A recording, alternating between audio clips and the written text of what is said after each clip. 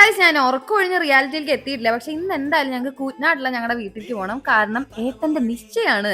അപ്പൊ ഞാൻ വേറെ റെഡിയായ ഒരു മാലൊക്കെ ഇട്ട് വന്നു. പക്ഷെ ഇട്ട് വന്നപ്പോൾ സോക്സും പാന്റും ടോപ്പും മുടിയും എല്ലാം ഒരു പിങ്ക് കളർ. അതെ, മൊത്തം ബാർബി ഞാൻ. എന്നിട്ട് നമ്മൾ പിന്നെ ഓട്ടോയിൽ പോയി നേരെ ബസ്സിൽ പോയി പാവനെ എന്റെ വർത്താനൊക്കെ കേട്ടിരിക്കുന്നുണ്ട്. അവിടെ ചെന്നപ്പോ ഇതാ കേശവണ്ണനാണ് നമ്മുടെ പ്രധാന ആള്. പിന്നെ കണ്ണിന് എന്തെങ്കിലും പ്രശ്നം വരുമ്പോൾ നമ്മൾ വിളിക്കുന്ന ശരത്തോട്ടൻ, കൂടാതെ ശംഭു. പിന്നെ അവിടെ ഒരു കാർ കണ്ടപ്പോ ഞാൻ ഓടി കയറിയതിൽ ഞങ്ങൾ പോണ ശരണ്യേച്ചിയുടെ വീട്ടിലാണ്. ഇത് വിഷ്ണുവിന്റെ വീടാണ്. നമ്മൾ ശരണ്യേച്ചിനെയും കുട്ടീനെയും കൊണ്ടുവരാൻ വേണ്ടിയിട്ട് പോവാണ്. അപ്പൊ ഞാൻ ആദ്യമായിട്ട് അവിടെ വന്നത് ദേ നിൽക്കുന്നു നമ്മുടെ ഡ്രാഗൺ ബോയ്. ശരണ്യേച്ചി പാവം അമ്മയുടെ റെസ്പോൺസിബിലിറ്റി ഒക്കെ എടുക്കുന്നു.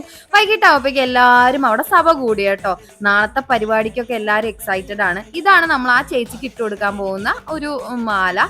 പിന്നെ ഇത് നമ്മുടെ പ്രസന്നല്യം കൊടുക്കാൻ പോകുന്ന സാരി, ചേച്ചിക്കുള്ള മിഠായി. പിന്നെ എല്ലാരും ഇങ്ങനെ ഒത്തുകൂടിയത് എന്തിനാന്ന് ഞാൻ പറഞ്ഞല്ലോ ഓൾറെഡി.